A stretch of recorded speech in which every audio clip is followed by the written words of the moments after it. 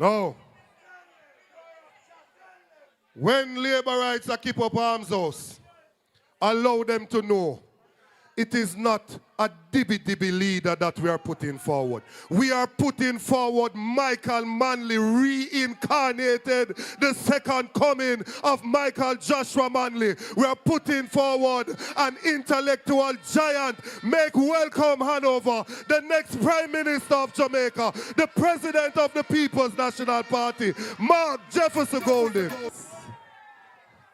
Comrade Chairman of the meeting, Comrade Maria Mitchell, all of the distinguished comrades on the platform, officers of the party, members of parliament, councillors, candidates, but most of all, the two exciting, competent, committed Jamaican women, one in the east named Perkis, one in the west named Miller Bennett.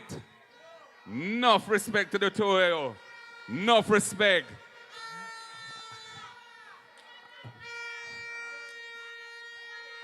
I want to say that a couple of days ago, I got a message from the General Secretary just saying, well, we're having this meeting this evening.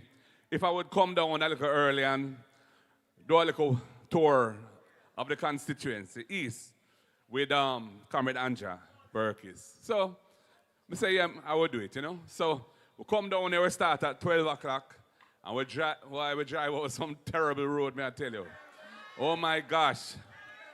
But we went all over the constituency. And all I can tell you is that I'm feeling quite comfortable with what I saw and what I felt in Eastern Hanover today. You know, the labor rights were very scanty, and the comrades were very energized and excited, and I could feel the nice vibes of victory coming our way. But you know, I heard some issues about water, and I saw the situation with the road. And I know, for example, in Montpelier, how hard the water situation is. And I know we have a big tank up on the hill there, because I've actually climbed up that tank myself and gone on the roof of the tank and looked down in the hole and see it's empty.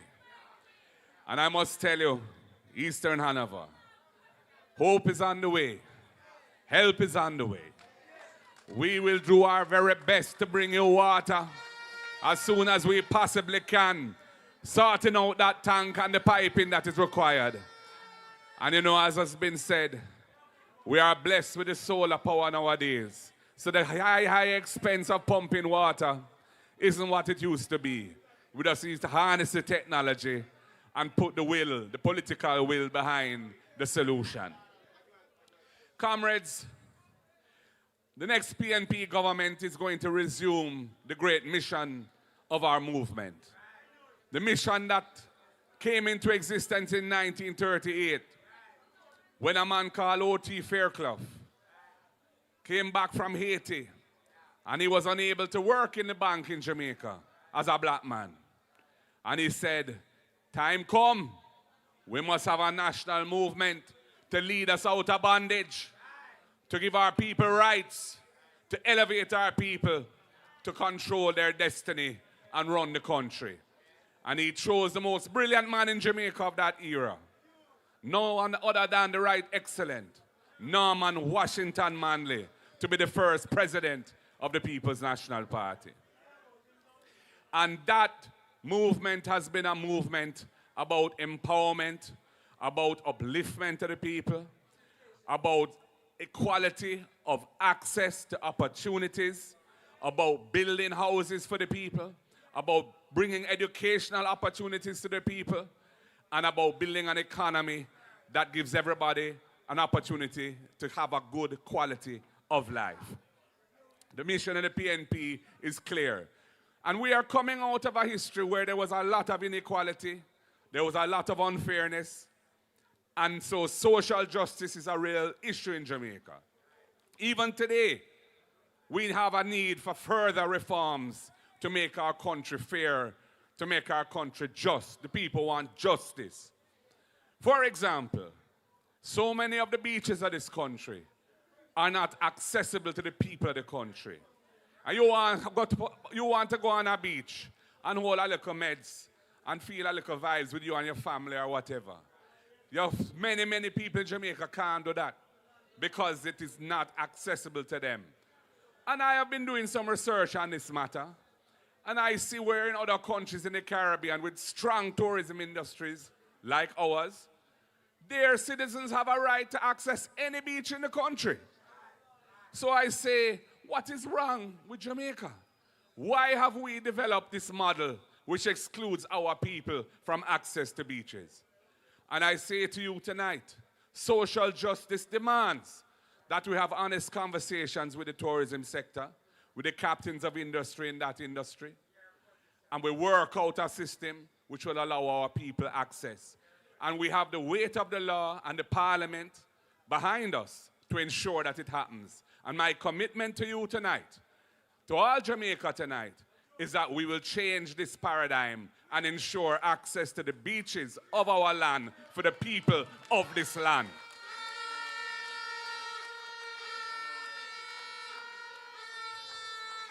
Another issue, and it affects many of us here in Hanover, is the terms of employment in the tourism industry. It's not just the tourism industry that has this issue, because we know, for example, in the global services industry, them call it BPO, that was its original name, similar things apply. This use of short-term contracts to keep people on short-term contracts so that you can have them like hanging from a string, and you don't give them the security of tenure in their job, and you're depriving them of the benefits that the employment laws of the land intended them to have, but you're not giving it to them. Time come to cut out that. Time come to cut out the misuse of contract work terms in the country. I am not saying that there's no role for contracting people to do work. We all know if you're hiring somebody, a carpenter, or you're hiring a plumber, or you're hiring some technical specialist, they're not going to become your employee. They're doing a work for you, and you have a contract. Might be an oral contract, usually it is. Sometimes it might be a written contract for certain types of... But for people who are essentially full-time employed, coming to work every day, day in, day out, the rules of the job are determined by their employer. The pay that they're getting is determined by their employer. They are workers for that enterprise. They must have the full range of rights that the workers of Jamaica have fought long and hard for, and which the People's National Party played a great role in guaranteeing. The Industrial Disputes Tribunal, its 50th anniversary is this year. That was created by the PNP under Michael Joshua Manley.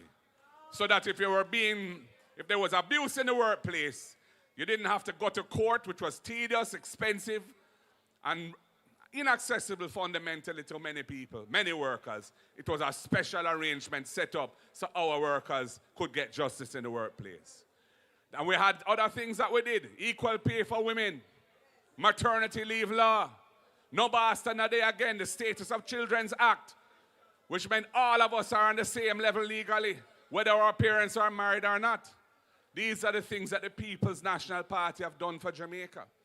And time come to sort out this contract work thing in the public sector and in the private sector. And my commitment to you tonight and to Jamaica is that the next PNP government will deliver justice for the workers of this country and will eliminate the abuse of the contract work form. Comrades and friends, our mission and our dream is to build a country where our people don't have to aspire to leave the country to make it in life. What kind of country is it where your people's main objective is to leave your country? That is not a way to develop our home. That was not the vision of our forefathers when we fought for independence, when we fought for the right to vote. We must set up Jamaica with a system which makes people feel comfortable, which gives people hope, and gives people access to opportunities and access to the ability to use their personal effort and their talent to step forward in life. That is why when we talk about our policies for education, we're tackling the things which are holding the children back now. Absenteeism is the main problem, or one of the main problems. And we have the ease and we have the right to deal with those two issues that are most contributing to absenteeism of children from school. Lunch money and the cost of it, and transportation, the cost of it. And that is why we have developed those programs. And we're going to make those investments because we want our children to have the opportunity that they can move forward, get a good education, and help to uplift themselves. So the DLP have brought in some old buses. Our position is fine. We don't think that is a solution. We see buses as having a role. We wouldn't have bought old buses, just like we wouldn't have bought used cars for the police, which has been a complete disaster. In fact, many of them have not been delivered. That was one of the many corrupt incidents of the JLP government under Andrew Holness. But we would have an integrated system that deals with the real problem. Buses are part of the solution. Taxis are part of the solution. Identifying the children in need is necessary. And having transport operators that can reach them and who are vetted to make sure that they're safe to drive with is part of the solution. And we are about dealing with education. Ours is an education policy. Theirs is a transportation policy. And it's a policy that is going to potentially hurt certain private operators as well. As we have seen with the announcement today, was it? Where they say that the JUTC, which is not providing adequate bus service in the Kingston metropolitan area, as has been said, ridership is down, number of buses that roll out every day is down significantly from where we left it. Now they're going to be competing for executive bus service all over the island to take people to all over the island. I'm saying that is a lack of focus on what needs to happen. Let us solve the problems that exist. There's no reason why they should be doing that because other people are adequately doing that. Comrades, this is why the next PNP government must be the choice of the people. Because the people need the real solutions to real problems. That's why we have the First in Family. We recognize that there are still many people, children, from poorer homes, low-income homes, who are not taking up opportunities for tertiary education because they can't afford it. And the Student Loan Bureau, as presently configured, is a frightening prospect for many of them. Because if they don't get employed after they study, or their job is a very low-income job, they're going to struggle with the loan payments, and they're going to get a bad credit, and that's going to mess up their prospects in life. That is why we have the First in Family Scholarship for any family where the student applying for tertiary is the first in that family to do so. They will get a full scholarship under the PNP. And we're going to modify the Student Loan Bureau terms so that the loan payments are capped at a manageable portion of your actual income as a worker. And so that you will be able to manage your life and still make those payments. And if there's ever a time that you are unemployed, your obligation is suspended for the period of your unemployment. So you don't get a bad credit because you're not in default. The PNP is thinking about young people, thinking about the needs of our people. That's why in housing, comrades, yes, we are committed to affordable housing as our priority because in the last 10 years, there has been no real attempt to fill the demand for affordable housing.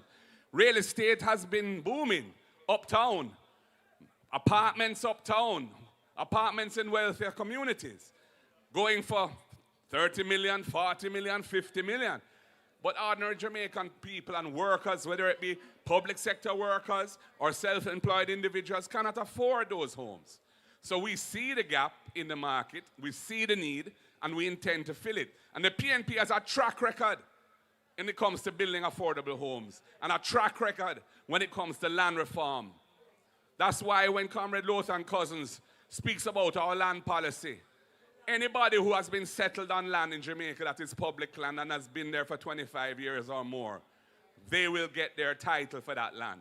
And if they've been settled for less than 25 years, but they've invested in the house and they wish to buy it, they will be afforded the opportunity to do so, and they will be given a payment plan that is manageable for them.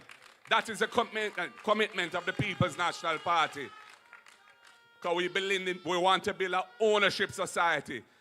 Andrew Holness and the JLP love to talk about prosperity. It is a mirage. It is an illusion. There is no prosperity in Jamaica except among the few who are benefiting from his policies and his approach to governance. We are about creating an ownership society, eliminating the social injustices that exist, giving people access to land and ownership of land, building affordable houses, public lands which we are in the process of identifying, which are not suitable for agriculture. That is where we're going to build those 50,000 houses. And we guarantee each constituency, including Eastern Hanover, including Western Hanover, at least 500 affordable housing units in our first term. And we are not going to include the value of the land in the price of the house when we sell it to you. So when you buy that house, you're getting extra value which you don't even have to pay for. Millions of dollars of value that you don't have to pay for because the land value is not going to be included in the price. So when them come with them 20,000 or whatever them coming with, just think about that. Think about the policies I've been describing to you tonight and those that my colleagues have described already. And think about the fact that those policies are going to benefit you for years to come, benefit your children for decades to come, benefit your descendants, your grandchildren for even centuries to come. And don't be confused, don't be taken off track by inducements that will be present for a day or two, but will be fleeting and gone, and you'll be back in the bondage that you're in now. We are wiser than that, Jamaica. We're not going to be fooled by those promises, those illusions of ribbons that are being cut left, right, and center for projects which are not complete. Projects are not anywhere near being ready. Comrades, we have an important choice ahead of us. Whenever the election is called, whether Andrew call it or the Constitution call it for him, it must happen. And we are ready for it. We're ready now. I've been telling him for a long time, call the election, Andrew. Call it. How is it that in 2020, in less than 4 years of your term, when COVID was on the land and had not yet reached community spread, you called a general election right in the middle of COVID? Community spread was announced the day after that election, and the number of people who died from COVID went through the roof after that. Yet now, nearly 5 years has expired since the last election, and you're afraid to call it. Call it. And make the people decide which way they want to go. Because I am all over Jamaica. Every day, virtually, I'm on the road, pressing the flesh, talking to people, and I know what the Jamaican people want to see. And they want to see the back of this government, and they want change. And the People's National Party is coming with a program of progressive change to uplift the people of this country and make Jamaica a better place. We want to build a strong economy, a resilient economy.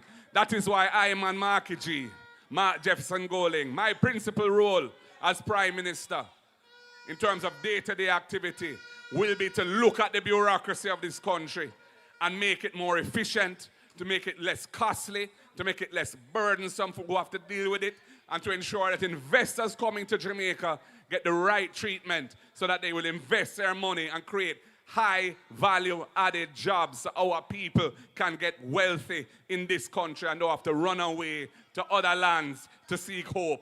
There will be hope right here in the land of their birth. I have been meeting with investors. There is a lot of potential there. I'm not going to outline them now. But up to this morning, I had breakfast with some investors who had a wonderful series of plans, 20 projects integrated in areas where Jamaica has great potential in health and wellness, and in logistics. I'm not telling you any more than that. But we're not coming to government with empty hands. We're coming to government with plans. So comrades of Hanover, I say to you tonight, you gave us 7 out of 7 a year plus ago. We are most grateful to you for that. And I'm a man, I'm chairman of Anegans Football Club. I'm a man who loves the football. We love the cricket too, but... And I want to see 2 love drop in a Hanover. 2 love for drop in a Hanover. Comrade Anja Perkis, I go put it in the pigeon on the right. And Comrade Heather Miller Bennett go and put it in the pigeon on the left. 2 love in them. Comrades, the word is love. God bless you all. What a night. Power to the people.